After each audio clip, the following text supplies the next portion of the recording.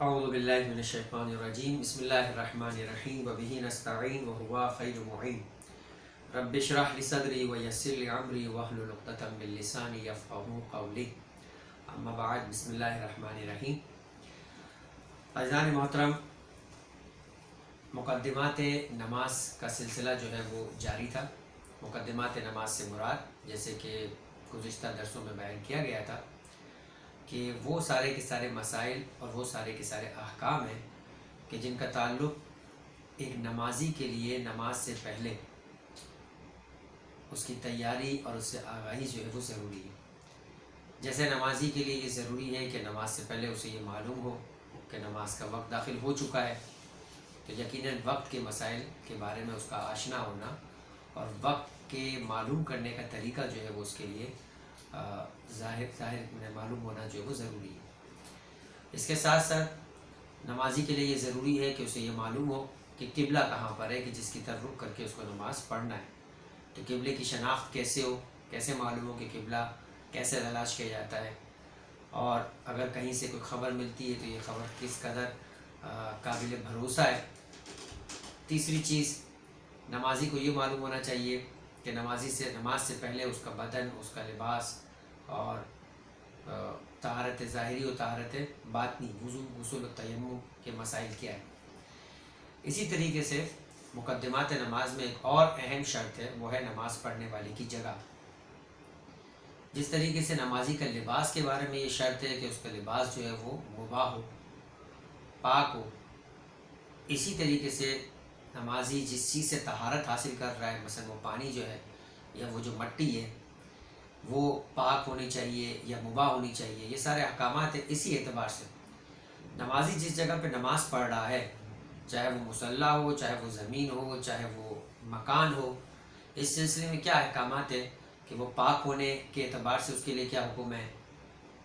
مباح، یعنی اپنی ملکیت میں ہونے کے اعتبار سے، یا اگر کسی اور کی ملکیت میں ہے تو اس اعتبار سے اس کی اجازت ہونے کے اعتبار سے کیا مسائل ہیں۔ ساتھ میں ایک اور شرط ہوتی ہے کہ نمازی جو نماز پڑھنے والا ہے اس کی جگہ جو ہے وہ اونچی نیچی نہ ہو، کہ سجدہ کرنے کا مقام اونچا ہو یا سجدہ کرنے کا مقام نیچا ہو، باقی باڈی یا باقی اعضائے سجدہ رکھنے کا مقام جو ہے وہ سجدے کے مقابلے میں نیچے یا اوپر ہو، تو کیا مسائل ہے۔ جگہ ہلتی جلتی نہ ہو، یعنی سکون اور اطمینان موجود ہو جگہ میں۔ تو یہ ساری شرائط جو ہے وہ نماز پڑھنے والے کی جگہ کے اعتبار سے جاننا اور اس علم کے مطابق جو شریعت نے بیان کیا ہے اس پر عمل کرنے کے اعتبار سے کیا احکامات ہے، وہ گفتگو جو ہے وہ آج سے ہماری شروع ہو رہی ہے۔ تو نماز پڑھنے والی کی جگہ کی 7 شرطیں ہیں، مسائل آغا سیستانی کی توضیح کے مطابق بیان کی جا رہے ہیں، لہٰذا ان کے مقلدین ہی ان مسائل پر عمل کریں گے، باقی تمام مجتہدین کے تقلید کرنے والے افراد جو ہے وہ اپنے اپنے مرجع کے مسئلے کے مطابق احکامات کو جان کر اس پر عمل کریں گے۔ پہلی شرط جو ہے وہ 7 شرطیں ہیں نماز پڑھنے والے کی جگہ کے اعتبار سے۔ پہلی شرط جو ہے وہ یہ ہے کہ وہ جگہ احتیاط واجب کی بنا پر مباح ہو۔ جناب آغا سیستانی کہہ رہے ہیں کہ ان کے نزدیک یہ جو شرط ہے وہ احتیاط واجب کی بنا پر ہے، لہٰذا اگر کوئی فضالم کی طرف رجوع کرنا چاہتا ہے اس مسئلے میں کسی شک کے اعتبار سے، کسی شک یا کسی صورت کے اعتبار سے، تو عمل کر سکتا ہے۔ جہاں جہاں احتیاط واجب آتی ہے اس کا یہی مطلب ہوتا ہے کہ مرجع آپ کو یہ کہہ رہا ہے کہ اس سلسلے میں یہ کوئی 100% ڈیفینیٹ مسئلہ نہیں ہے بلکہ احتیاطی مسئلہ ہے، اور چونکہ فتویٰ نہیں دیا اور احتیاط سے بات شروع کرتے ہیں تو یہاں پر فضالم کی طرف رجوع کرنے کی گنجائش بنتی ہے۔ تو پہلی شرط یہ ہے کہ آپ کی جگہ جو مباح ہو۔ مباح کا مطلب یہی ہے کہ غصبی نہ ہو، یعنی وہ چیز آپ کی ملکیت میں ہو یا اس کا تصرف آپ کے لیے جائز ہو، اس کا استعمال آپ کے لیے جائز ہو۔ صرف اس بنا پر یہ کہہ دینا کہ نماز پڑھ رہا ہوں تو کوئی مسلمان کیسے مجھے روک سکتا ہے، وہ تو کافر ہی ہوگا جو نماز پڑھنے سے کسی کو منع کرتا ہوا نظر آئے۔ تو اس طرح کا جذباتی جملے یا ایموشنل مثال کے طور پہ جو ہے وہ سینٹیمنٹس جو ہے وہ استعمال ہو کر جگہ مباح نہیں ہو چاہیے۔ مسئلہ نمبر 854 یہ بات بیان کر رہے ہیں کہ جو شخص غصبی جگہ پہ نماز پڑھ رہا ہو، اگرچہ وہ خود قالین، تخت اور اس طرح کی دوسری چیز پر ہو، جو مسئلے کا جو زاویہ ہے، جو انداز ہے وہ یہ ہے کہ جگہ غصبی ہے لیکن جو اس جگہ کے اوپر مصلی اپنا بچھا کے نماز پڑھ رہا ہے، یا مکان جو ہے وہ اس نے اس پہ قبضہ کیا ہوا ہے، لیکن جو اس کے اوپر تخت ہے جس پہ وہ نماز پڑھ رہا ہے، یا بستر ہے جس پہ وہ نماز پڑھ رہا ہے، یا جو اس پہ قالین بچھایا ہوا ہے اس پہ نماز پڑھ رہا ہے، وہ اس کا اپنا ہے، تو اس سے فرق نہیں پڑتا. چونکہ مکان غصبی ہے تو چاہے فرش اور اس طرح کی ساری چیزیں جسے بچھا کر وہ نماز پڑھ رہا وہ اپنا ہو، نماز اس کی جو ہے وہ احتیاط لازم کی بنا پر باطل ہوگی. لیکن غصبی چھت کے نیچے اور غصبی خیمے تلے نماز پڑھنے میں کوئی حرج نہیں. یعنی زمین آپ کی اپنی ہے، خیمہ جو لگایا گیا ہے وہ غصبی، یا خیمے کی جگہ شامیانہ جو لگایا گیا ہے وہ غصبی. تو ایک طرح سے ایک تصور آ سکتا ہے کہ آپ اس شامیانے کے نیچے نماز پڑھ رہے ہیں، خیمے کے نیچے نماز پڑھ رہے ہیں، تو یہ فضا اور ماحول ایک طرح سے غصبی ہو گیا ہے. کہہ رہے کہ وہ زمین جس کے اوپر آپ کھڑے ہو کے نماز پڑھ رہے ہیں چونکہ وہ مباح ہے اور اس کا تصرف جائز ہے، تو شامیانے کا یا خیمے کا جو ہے وہ غصبی ہونے سے نماز باطل نہیں ہوگی. یہ اٹ سیلف غصبی کرنا حرام ہے، اس کا استعمال کرنا حرام ہے، لیکن اس کے نیچے نماز پڑھنے میں کوئی حرج نہیں. اگلا مسئلہ ہے 855. یہ مسئلہ اس اعتبار سے کہ ممکن ہے کہ آپ یہ کہیں ایسا بھی ہو سکتا ہے کہ ایک مالک مکان ہے، اس نے آپ کو جگہ دی بطور کرایہ. جب اس نے آپ کو جگہ دی بطور کرایہ تو اس کی جو منفعت ہے، اس زمین کی ملکیت تو مالک کی ہے، مگر اس نے اپنی منفعت کو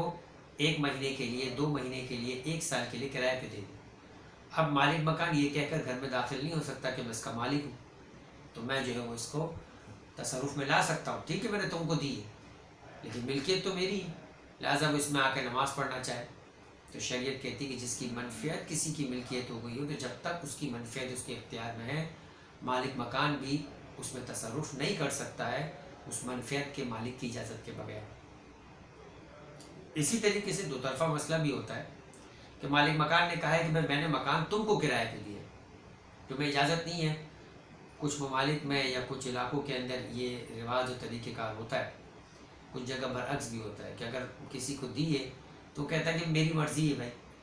مطلق کرایہ کا ایگریمنٹ ہے کہ میں خود رہوں، کسی کو رکھواؤں یہاں پر، اکیلا رہوں یا اپنے ساتھ 10-12 لوگوں کو لے کے آ جاؤں. اس علاقے کا عرف جو ہے اس کی اجازت دیتا ہے اور کوئی مشکل نہیں ہوتی، مگر یہ کہ اس کے ایگریمنٹ میں کوئی شک لکھوا دی جائے. جس طریقے سے بعض جگہ یہ لکھوایا جاتا ہے کہ بھائی وداؤٹ فیملی والا جو ہے وہ مکان کرایہ پہ نہیں لے سکتا. تو اگر آپ نے اسٹارٹ میں فیملی ظاہر کر کے مکان لے لیا اور ایکچوئل فیملی نہیں تھی، اب آدمی انسان اکیلا ہی رہ رہا ہے، تو چونکہ کرائے کی شرط میں یہ رکھا گیا تھا کہ وہ شخص راضی نہیں ہے کرائے پہ دینے پر جب تک کہ کوئی فیملی نہ ہو، تو یہ کرایہ جو ہے اس کی شرط کی وجہ سے باطل ہو جائے گا. لیکن اسی طریقے سے اگر کہ یہ رکھواؤ کہ بھائی میں نے آپ کی فیملی کو دیا ہے، آپ اپنے مہمان کو بلوا سکتے ہو کہ کھانا پینے کے لیے آئے وہ چلے جائے، لیکن رکوا نہیں سکتے ہو، چاہے پھر آپ کے والدین ہی کیوں نہ ہو، بھائی بہن ہی کیوں نہ ہو. بعض جگہ اس طرح کی بھی سختی اور شرائط ہوتی. تو اگر اسی طریقے سے آپ کو ملکیت میں دیا ہے اور آپ اپنے کسی دوست کو دے کر جا رہے ہیں جبکہ شرائط کے تحت اسے نہیں دیا جا سکتا، تو وہ نہ اس میں رہ سکتا ہے، اس کے لیے رہنا جائز ہے، اور نہ ہی وہاں نماز پڑھ سکتا ہے. تو بظاہر وہ منفعت کا مالک ہو چکا ہے،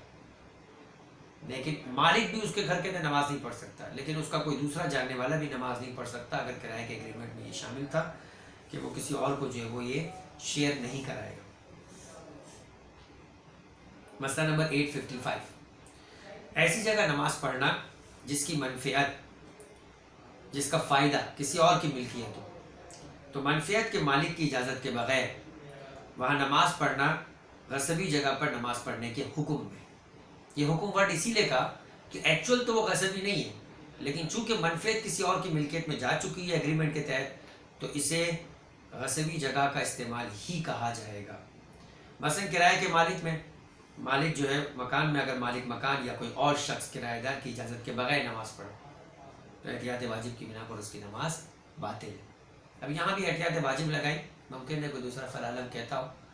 کہ اجازت ہے تو اس کی نماز صحیح ہو جائے گی، لیکن کوئی ایسا فلعلم ہونا چاہیے جو شرائط کے مطابق اس کی تقلید کرنا جائز ہو، اور پھر اس کے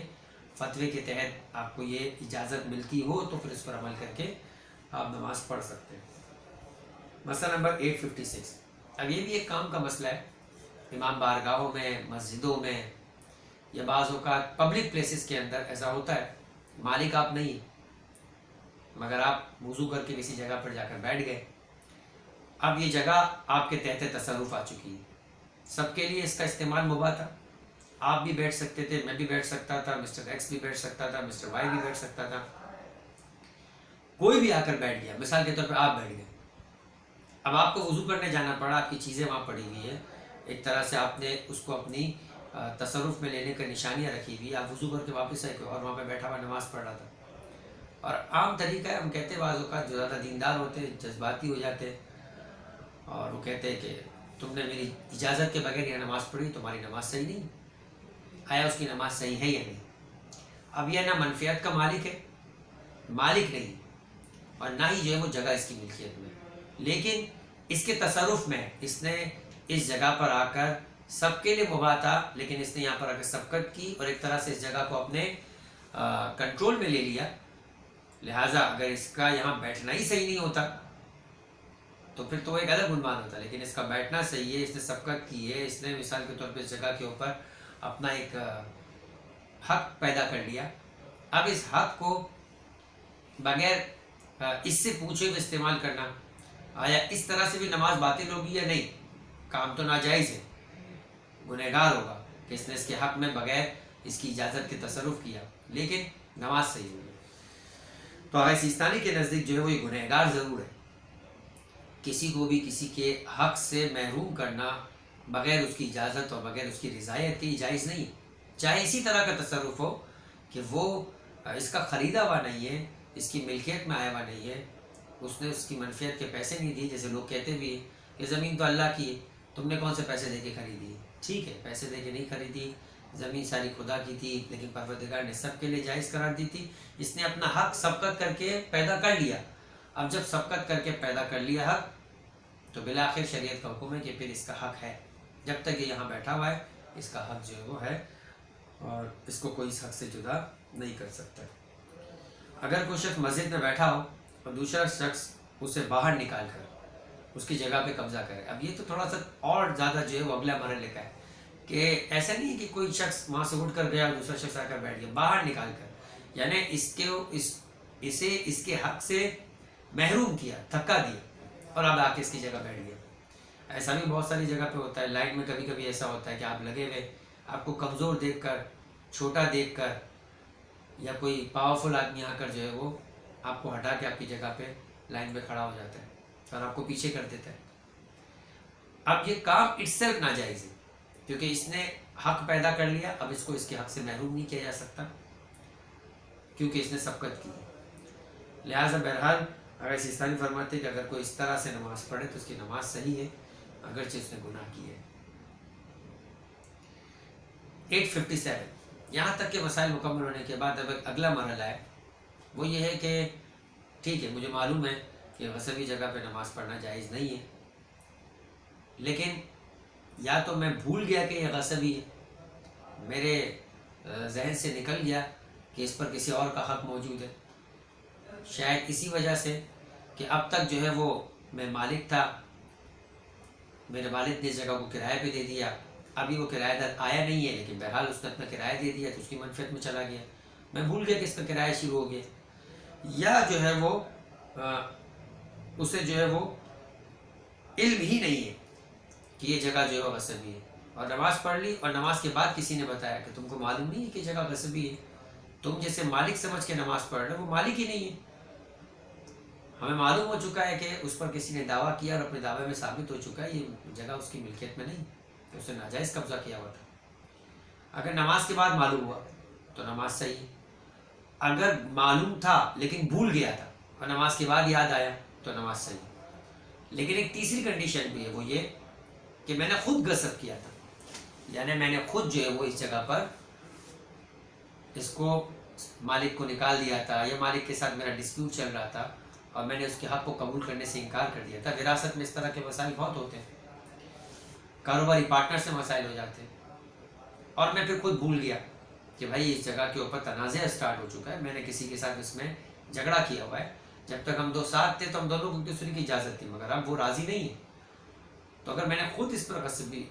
اقدام کیا ہوا ہے غصب کرنے کا اور پھر میں بھول گیا ہوں، تو شریعت کہتی ہے کہ پھر ایسا شخص کو جو خود غاصب ہے، خود ڈسپیوٹ پیدا کرنے والا ہے، اس کو بھول جانے کی صورت میں معافی نہیں ہے، اس کو اپنی نماز دوبارہ پڑھنی ہے۔ مسئلہ نمبر 857، اگر کوئی شخص کسی ایسی جگہ نماز پڑھے جس کے غصبی ہونے کا اسے علم نہ ہو اور نماز کے بعد اسے پتہ چلے، یا ایسی جگہ نماز پڑھے جس کے غصبی ہونے کو وہ بھول گیا، علم تو ہو لیکن فی الوقت بھول گیا ہے، ذہن کسی طرف مصروف ہو گیا ہے، یا سچویشن ہی ایسی تھی کہ جو نئی پیدا ہوئی تھی اور نماز کے بعد اسے یاد آیا یا کسی نے یاد دلایا، تو اس کی نماز صحیح۔ لیکن اب ان دونوں صورتوں سے ایکسپشنل صورت نکالی جا رہی ہے کہ استثناء کرنا، اس صورتحال کو اس میں شامل نہ سمجھے، یہ صورتحال میں معافی نہیں ہے کہ اگر کوئی شخص جس نے خود جگہ غصب کیا اور وہ بھول جائے اور وہ نماز پڑھ لے، تو اس کی نماز جو ہے وہ احتیاط کی بنا پر باطل ہے۔ مسئلہ نمبر 858، اب یہاں دو صورتحال ہیں، ایک تو یہ کہ مجھے غصبی جگہ پہ نماز پڑھنا جائز نہیں ہے، یہ معلوم تھا، میں بھول گیا۔ ایک یہ کہ مجھے یہ مسئلہ ہی نہیں معلوم، مجھے یہ معلوم ہے کہ غصبی ہے مگر مجھے یہ نہیں معلوم ہے کہ غصبی جگہ پہ نماز بھی باطل ہوتی ہے، غصب کرنا حرام ہے، جگہ غصبی ہے، یہ دونوں معلوم ہے، مگر یہ حکم نہیں معلوم کہ یہاں پہ نماز پڑھنے سے نماز باطل ہو جاتی ہے۔ جیسے مسجد میں آپ سے کہا کہ کسی کو ہٹا کے آپ نے نماز پڑھ لی، تو آج آپ نے مسئلہ یہ سنا کہ نماز جو ہے اس سے باطل نہیں ہوتی، ممکن ہے کہ اس سے پہلے کسی کے دماغ میں یہ ہو کہ نہیں اس سے بھی نماز باطل ہو جاتی، تو کبھی کبھی انسان اپنے علم میں خطا کر جاتا ہے اور کبھی کبھی انسان کو ادھورا علم معلوم ہوتا ہے، تو اس سے ادھورا علم معلوم تھا کہ غصب کرنا حرام ہے، جگہ غصبی ہے، لیکن آئے سے نماز بھی باطل ہو جاتی ہے، ہر شے سے نماز تو باطل نہیں ہوتی۔ جیسے بہت ساری صورتیں ہیں جس سے عام حالت میں حرام ہے، مثال کے طور میں عام حالت کے اندر انسان کے لیے گانا سننا حرام ہے، لیکن نماز میں گانا سننے سے نماز باطل ہوتی نہیں ہوتی، شرعی اعتبار سے بات ہو رہی ہے۔ ایک حرام فعل نماز کی حالت میں انجام دینا، انسان محضر خدا میں ہو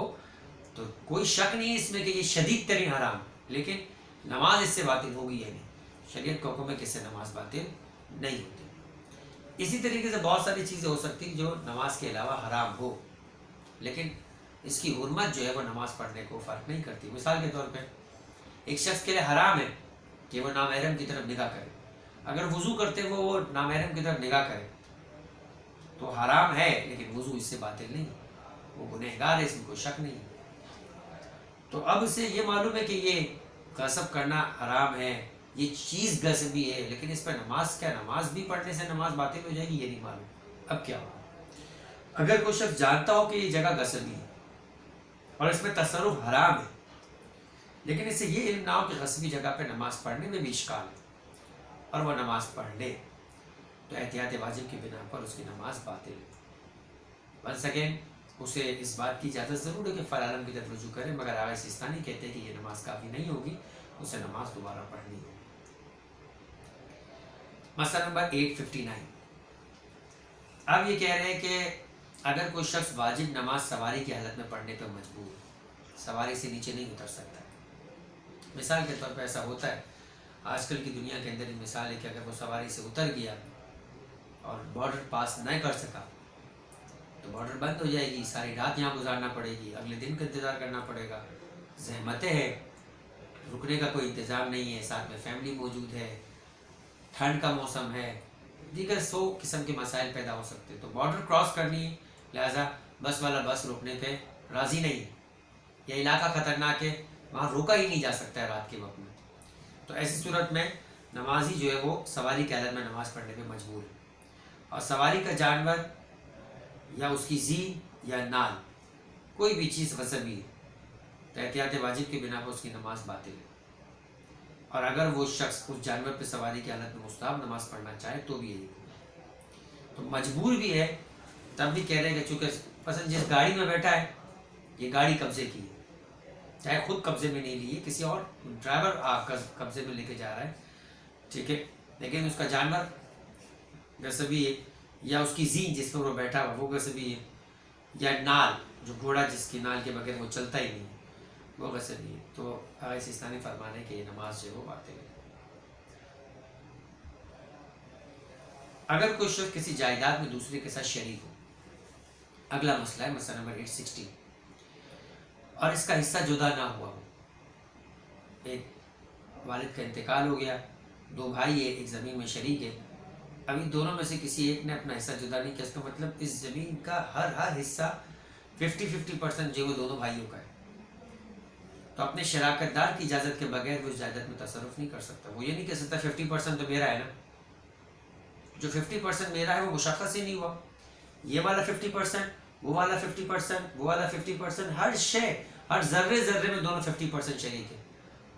لہٰذا اگر کوئی ایک ذرہ بھی لیا تو ذرے میں بھی دونوں کے دونوں شریک ہے۔ نماز تو ایک ذرے پہ نہیں ہوتی، مصلی بچھانا ہے، ایک زمین کا ٹکڑا ہے پورا، تو لہٰذا اس حساب سے اس مصلی کی مقدار جتنا بھی جو حصہ ہے اس کا 50% اس کے مالک کی اجازت ضروری ہے، لہٰذا اگر بغیر اجازت کے نماز پڑھے گا، کوئی ڈسپیوٹ ہے دونوں بھائیوں میں، کوئی دوست ہے، کوئی اور مسئلہ ہے، تو شراکت دار کی اجازت جو ہے، پارٹنر کی اجازت ضروری ہے۔ 861، اب یہ مسئلہ ہے کہ ایک عام تصور تو یہ ہے کہ انسان ملکیت کی صورت میں، پارٹنرز کی صورت میں، کرائے کی صورت میں کسی نہ کسی اعتبار سے شریک ہوتا ہے یا مالک بنتا ہے، لیکن ایک اور حق بھی ہے شریعت کے اندر، اور وہ ہے خمس دینا، کہ جب آپ کے مال پہ خمس واجب ہو جاتا ہے تو بڑا مشہور مسئلہ ہے کہ جب تک آپ خمس ادا نہیں کر دیں گے تب تک اس مال میں جو آپ کا اپنا ہے، مگر اس مال میں اب 20% کا جو شیئر ہے وہ سہم امام اور سہم سادات کے اعتبار سے کسی اور کی ملکیت کا آ چکا ہے، اور جب تک آپ حاکم شرع سے یا اس کے وکیل سے اجازت نہیں لیں گے، پراپر اجازت، میرے تعلقات ہیں وہ مجھے دے دیں گے یہ کافی نہیں، آپ نے پراپر اجازت لینی، اجازت لیں گے تو پھر اب یہ پوری ملکیت جو ہے وہ آپ کے تصرف میں آ سکتی ہے، لیکن اگر اجازت نہیں لی تو پورا 80% بھی اب آپ کے تصرف میں نہیں آ سکتا، چونکہ اس 100 میں کون سا 20 ہے یہ مشخص نہیں ہوا، تو جب تک آپ اس کو حاکم شرع سے اجازت نہ لے لیں یا 20% جدا کر کے حاکم شرع تک پہنچا نہ دیں، تب تک باقی 80% میں بھی آپ کو حق نہیں ہے کہ آپ استعمال کر سکیں۔ اب ایسی کوئی جائیداد ہے، ایسا کوئی مصلی ہے، اس میں نماز پڑھنی ہے، تو کیا حکم ہوگا؟ اگر کوئی شخص کسی ایسی رقم سے کوئی جائیداد خریدے جس کا خمس اس نے ادا نہ کیا ہو، جبکہ اب رقم ہے مثلا 20 لاکھ روپے، اس سے جا کے اس نے گھر خریدا ہے، 20 لاکھ روپے میں خمس واجب ہے، اب چاہے 20% کر لیکن پورے 20 لاکھ روپے مشکوک ہے، جا کے اس نے گھر خریدا، رقم دے دیا مالک کو، بدلے میں اس نے گھر لے لیا۔ اب جو یہ سودا کیا ہے یہ کس طریقے سے کیا ہے؟ آیا یہ خمس اس مکان پر آ گیا ہے، یا اس نے خمس کی رقم خرچ کر دی ہے بغیر مالک کی اجازت کے، تو اب یہ مقروض ہو گیا، جیسے میں نے آپ کی رقم آپ سے پوچھے بغیر کہیں پڑی تھی اٹھائی اور کوئی چیز خریدی، تو اب آیا مالک اس چیز کے آپ ہے، یا جو رقم میں نے خرچ کر دی ہے بس میں اس رقم کا مقروض ہو گیا ہوں، چیز جو ہے وہ آپ کی نہیں ہے لیکن رقم تو آپ کی استعمال ہوئی تو مجھے رقم دینی ہوگی، کیا ہوگا؟ کہتے ہیں کہ سودا کرنے کے دو طریقے، سودا کرنے کا ایک طریقہ تو یہ کہ آپ باقاعدہ بارٹر سسٹم کریں، بارٹر سسٹم کا مطلب یہ کہ یہ موبائل میرا ہے، میں آپ کو اپنا موبائل دوں اور کہوں میں اس موبائل کے بدلے آپ سے یہ کتاب لے رہا ہوں، اب میرا موبائل آپ کا ہوا، آپ کی کتاب میری ہوگی، تو یہ جو موبائل ہے یہ عیناً چلا گیا اس کے پاس، اس کے بدلے میں ہی آ گیا، یہ اسی موبائل کے بدلے میں ملا ہے، میں آپ کا مقروض یا قرضدار یا حسابدار نہیں ہوں کہ چاہے میں مثال کے طور پر آپ کو موبائل دوں چاہے کچھ اور دے دوں، آپ نے کہا مجھے 20,000 روپے چاہیے، چاہے تم موبائل دے دو چاہے 20,000 روپے دے دو، تو یہ جو ہے وہ عین نہیں جاتا، اس کا مطلب یہ کہ یہ ایک دین یعنی ایک ذمہ داری جا رہی ہے، بس مجھے 20,000 روپے اس کو چاہیے، چاہے میں یہ دیتا چاہے دوسرا دیتا، اگر اس طرح کی صورت ہے تو میں مقروض ہوں آپ کے خمس کا، لیکن اگر اس طرح کا نہیں ہے بلکہ بارٹر سسٹم میں باقاعدہ عین کہہ رہا ہوں میں اس کے بدلے میں دے رہے ہیں، آپ کو بھی یہی چاہیے اور آپ مجھے بدلے میں یہ کتاب دے رہے ہیں، تو اب خمس اس کتاب پر آ گیا، تو کہہ رہے اسی طریقے سے اگر آپ نے جائیداد لی ہو